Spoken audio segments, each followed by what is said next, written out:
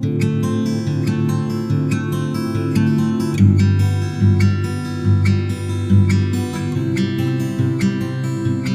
M Deepak Sawant. Welcome you to my channel Apollo CBSE. बच्चों, आज हम पढ़ने वाले हैं स्टैंडर्ड 9th साइंस, और साइंस में केमिस्ट्री में आज का जो हमारा टॉपिक है वो टॉपिक है हमारा structure of the atom. Structure of the atom में आज हम बहुत ही इंपॉर्टेंट टॉपिक के बारे में डिस्कस करने वाले हैं। आज का जो टॉपिक है वो काफी सारे बच्चों को कंफ्यूजन होता है। जैसे आज का हमारा टॉपिक है आइसोटॉप्स। सो काफी सारे बच्चों को ये प्रॉब्लम होता है कि आइसोटॉप्स क्या होते हैं, मींस के व्हाट आर आइसोटॉप्स, इनके कैरेक्टरिस्टिक्स क्या होते हैं। तो आज के वीडियो लेक्चर में हम बहुत ही सिंपल वे में आइसोटॉप्स को समझेंगे, मींस के आइसोटॉप्स के बारे में स्टडी करेंगे। और आई एम 100% श्योर, अगर आज का वीडियो लेक्चर आप एंड तक देखते हो तो आइसोटॉप्स क्या होते हैं, उसके कैरेक्टरिस्टिक्स क्या होते हैं, इजीली आपको मालूम पड़ जाएगा। So please watch today video lecture till and.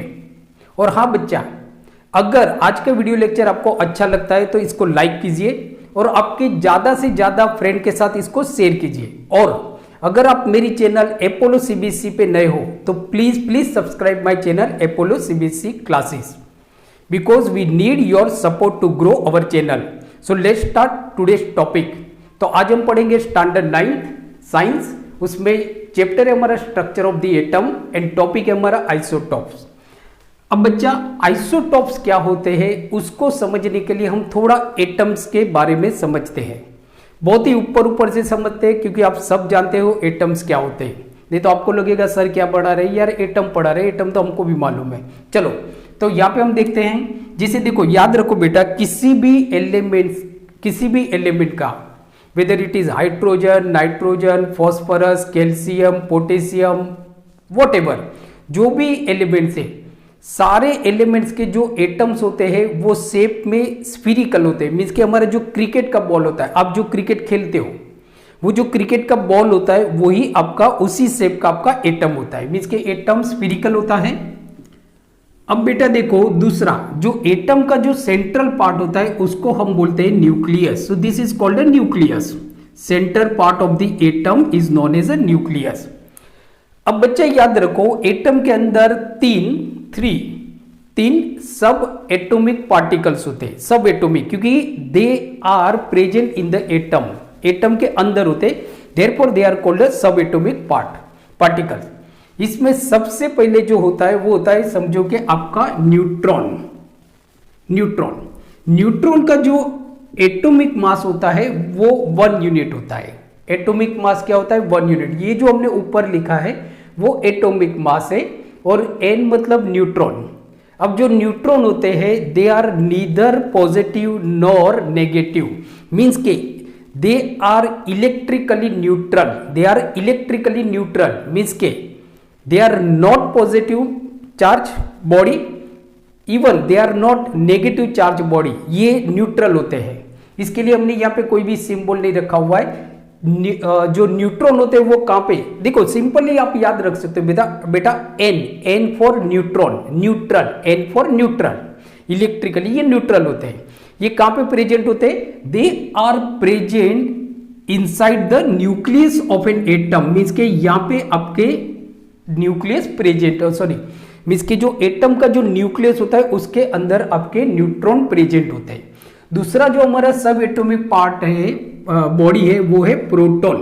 So proton का भी जो एटॉमिक मास होता है वो 1 यूनिट होता है। बट प्रोटॉन आपका पॉजिटिव चार्ज बॉडी होती है। जो प्रोटॉन होता है वो पॉजिटिव चार्ज बॉडी होता है, P फॉर पॉजिटिव, मींस कि ये इलेक्ट्रिकली पॉजिटिव होता है। अब ये कहां पे प्रेजेंट होता है? सो जो प्रोटॉन्स होते हैं they are present in the nucleus of an atom, ये एटम के न्यूक्लियस के अंदर प्रेजेंट होते हैं। तो ये हमारा हो गया प्रोटॉन। मींस का बच्चा आपको मालूम पड़ गया कि जो एटम के जो न्यूक्लियस होते हैं उसके अंदर न्यूट्रॉन होते हैं और प्रोटॉन होते हैं, राइट। ये सारे एलिमेंट के एटम के अंदर होता है।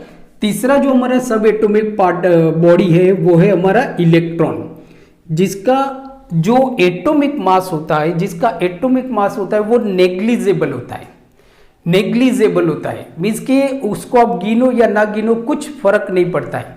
जैसे समझो बेटा कि बहुत बड़ा दरिया है, बहुत बड़ा बड़ा समंदर है, उसमें से आप एक बाल्टी पानी लेते हो, समंदर पूरा खाली नहीं होने वाला है कि भाई पूरा अपनी एक बाल्टी ले लिया और पूरा जो दरिया है वो खाली हो गया, नहीं, वो नेग्लिजिबल है, कुछ मायने नहीं रखता है।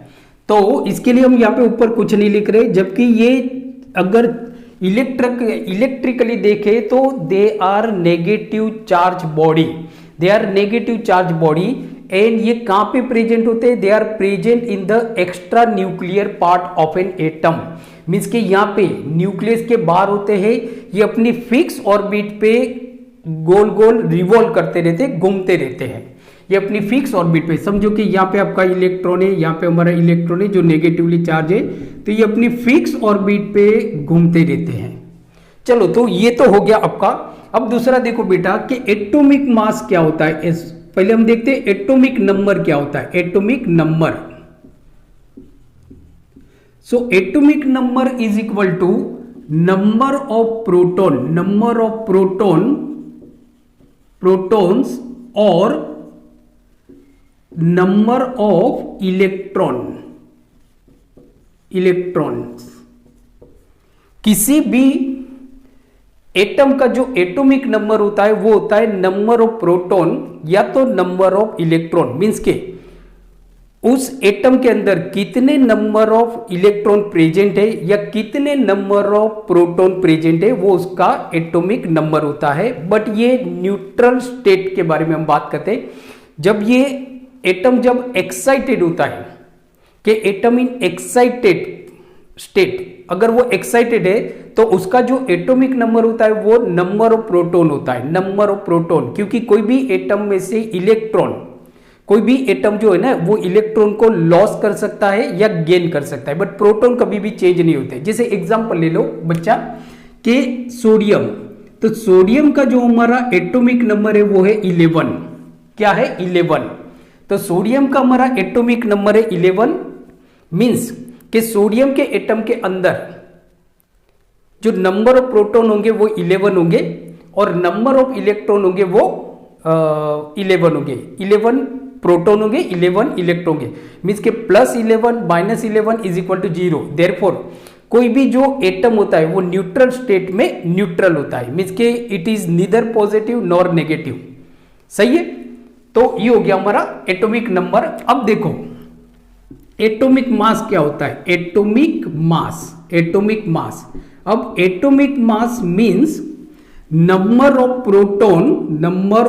Proton plus number of neutron. किसी भी एटम के अंदर जितने प्रोटॉन होते हैं और जितने न्यूट्रॉन होते हैं न्यूक्लियस के अंदर, इनको आप ऐड करते हो तो वो हो जाता है उसका एटॉमिक मास। मींस के एटॉमिक मास को काउंट करने के लिए हम इलेक्ट्रॉन को मायने नहीं रखते, इलेक्ट्रॉन को हम कुछ भी नहीं करते। सिर्फ आपको याद रखना है कि जितने उसके अंदर प्रोटॉन है, जितने उसके अंदर न्यूट्रॉन है, इनको ऐड करो, वो उस एटम में जो एटम है उसका एटॉमिक मास है। तो अब हम आते हैं हमारे टॉपिक पे, आइसोटॉप्स क्या होते हैं। तो बच्चे देखो आइसोटॉप्स को याद रखने के लिए आपको याद रखना है सेम सेम डिफरेंट। एक थियरी याद रखना है, same same different. Isotopes mean same same different. मैं आपको समझाता हूं बच्चा बहुत इजी वे में। आइसोटॉप्स, आइसोटॉप्स सो same same different, same same different.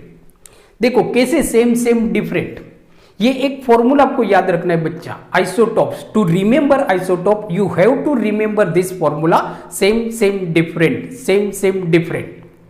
अब सेम सेम डिफरेंट मतलब क्या होता है कि same element, same atomic number but different atomic mass. Yes, right.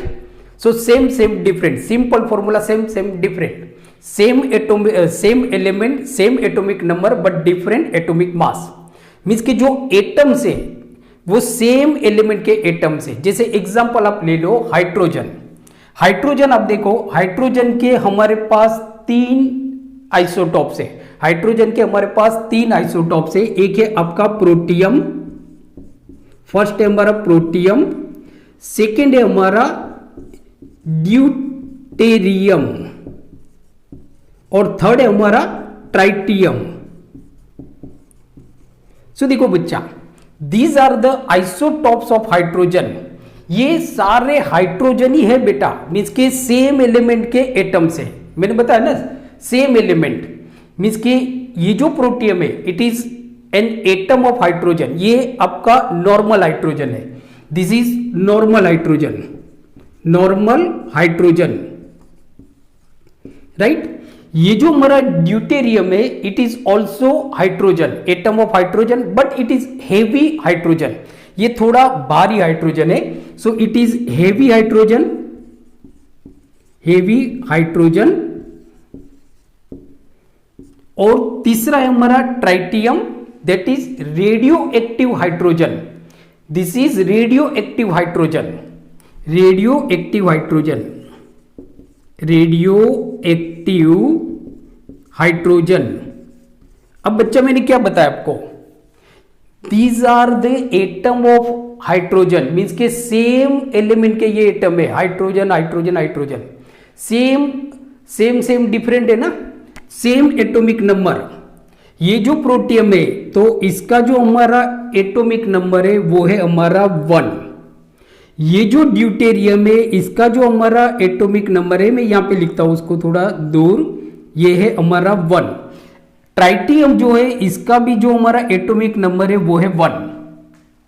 Means के ये सारे हाइड्रोजन के एटम है, मीन्स के सेम एलिमेंट्स के एटम है, सेम एटॉमिक नंबर है, बट इनका एटॉमिक मास डिफरेंट है।